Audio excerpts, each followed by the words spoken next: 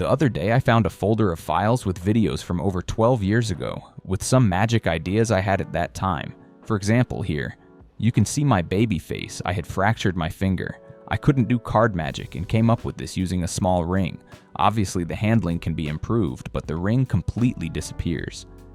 And not only that, but it reappears. Again, the handling is not perfect, it can be improved, but honestly, it's pretty cool.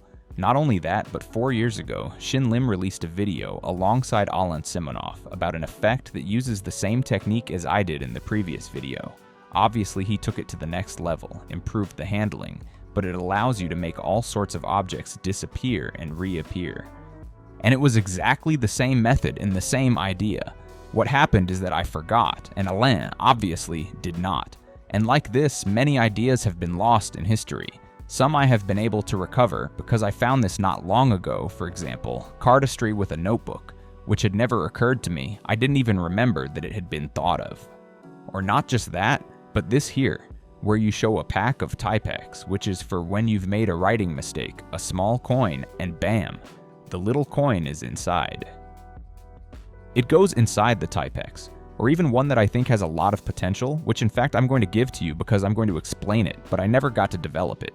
Basically, you had a coin here, and the concept, well, now I'm going to explain it to you.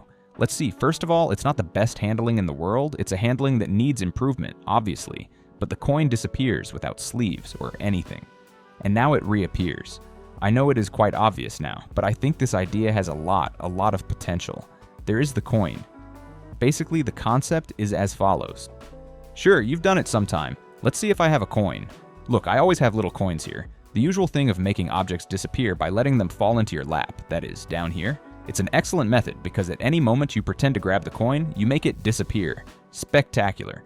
Or not just that, but also the sleeves, what's called sleeve in, where you take a coin, let it drop into the sleeve, and it disappears. But what happens when you're not at a table or don't have sleeves and want to make objects disappear so cleanly? Well, I came up with this concept where we've all had the experience of putting on a shirt and ending up with a fold somewhere, right? A fold like this, that's kind of misplaced. Well, there you can perfectly hide a coin, not just in the sleeve, but also here, where a fold forms, you can have your lap perfectly. So what I created was a structure with wires that I put on my t-shirt. You can see that this fold is obviously an artificial fold. It would need to be worked on, made more natural. And so what I do is I throw the coin into that fold. Look, when I do this, bam, the coin falls down there. And obviously you have to improve the handling. You have to improve the idea. This is the first concept, the first time it occurred to me, and I recorded it. But I think it's an idea with potential and that it could be pretty cool. And once you have the coin there, you can make it disappear, reappear again. You can have it in the sleeves. You can do it wherever you want. And I think it gives you a lot of flexibility to do appearances, disappearances, loads, or whatever you need. But ultimately, the concept I want to address here is, how can it be that so many ideas created by so many magicians end up being forgotten? And not just ideas, but tricks that you have come to learn and work on. It happens to all of us that we spend weeks or months practicing a magic effect, looking for references, creating the perfect presentation. When we finally have it, we perform it for the audience. The reactions are amazing, or we work on it little by little until they become amazing. But after a year or two, we have forgotten it. How many magic tricks have you learned that you don't even remember anymore? And now, the question of the century. Okay, Julio, how do I avoid forgetting my magic tricks? Well, the truth is I have no idea. But don't worry, because together we will find out. I have tried everything. At the beginning, as you have seen, I recorded videos of myself, but those videos are now lost. Most of them I will never recover because they were on phones that no longer exist. In fact, to find the ones I have found, I spent 2 hours searching through endless memes I used to send myself back then on Messenger. Then I started creating notebooks with ideas in which I wrote down presentations, techniques, and made drawings. The reality is that they have also disappeared. I have 1 or 2 of them at my parents' house, though the other day I tried to decode them, and some ideas I didn't know what they were about. Then I started writing down ideas on my phone, and I started writing down ideas. What happened? When I wanted to find one of them, I could never find it. So it's as if they didn't exist, because if you have a ton of information, ideas, names, concepts, but they're not organized, you can't find them easily, what good are they? It's as if they weren't there. And then I moved on to a slightly more complex and advanced method, right? In a Notion, well, it's a note-taking tool where I put tricks, categorize them by how I liked them, what type of magic it was, if they were impromptu, if they needed preparation, an application, etc. But the reality is that I was also in a place where I didn't usually use it when I was doing magic. I had to maintain it. It's complicated, really. And the reality is that I'm never going to be able to create the perfect system to organize all my tricks, shows, ideas, not even you. But what if we did it together?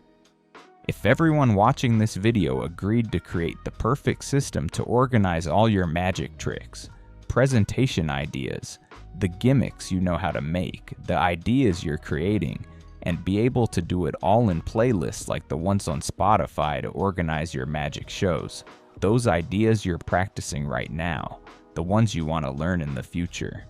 And furthermore, we could share all of that among ourselves. Imagine a place where you say, I'm going to prepare a mentalism show, but first I'll see what shows the rest of the community has prepared. You search for mentalism shows, and a list created by many people appears. Moreover, the most popular and liked ones will be higher up. It would be an amazing place where you could not only learn and find magic, but see how people use that magic in real life, how they organize it to make different types of shows for children, adults, families, mentalism, card tricks, close-up, stage, theater, or anything else. All in one place created by and for the community. That's what we want to do with the new Magigram project. A place where you have everything you need to learn magic, and we want to do it with you, as a community for magic. It's not going to be something we create, but you will decide what will be inside here. We have already started it and created a platform called ideas.magigram.com. I'll leave the link in the description, and here people are already voting on what features they would like to see on this platform. They could be things that already exist in Magikarp District, but maybe you'd like to change them, or things that already exist and you'd like to keep, or completely new ideas, like a list with the tricks I can do, my shows, presentations, etc. What I'm talking about here is currently the most voted idea of all, and that's why it's the first one we are not going to start, but have already started to implement. So that's the challenge I propose to you, to come here, go to the list with the tricks you know how to do, and comment on how you would do it, how you would organize your tricks, what things should be there. If maybe there should be a place for music, because it is something important in your shows for the presentations, to include references to places where you can continue learning.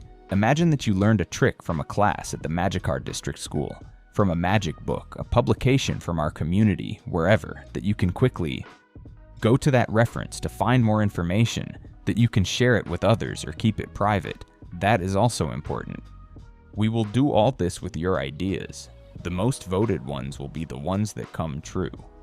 So that's the challenge we're going to take on, to create an ideal platform for magicians and made by magicians, where we won't decide what's going to be there, but you will. And based on your feedback, I will create it and share it with you so you can test it and tell me, hey, this works well for me, or I don't like this, or this could be changed. And among all of us, let's create the perfect system, not only to organize our tricks, that's step one, but in the future, it will provide much more. So if you're interested, it's right here below. Of course, the Magigram website you have seen is cardboard. For now, it doesn't do anything. Little by little, we will start implementing these ideas that you will have. So go to ideas.magigram.com. There you can leave yours, vote, and also add comments and suggestions. And little by little, we will create it and share it in the newsletter we have created, which you can subscribe to at magigram.com. So that's the challenge we have right now, to create the best platform to experience magic, where you have everything unified in one place. So if you've ever dreamed of, if only I could have something to improve your magic, it's time for us to create it together. That said, see you next time with more and better. Bye bye.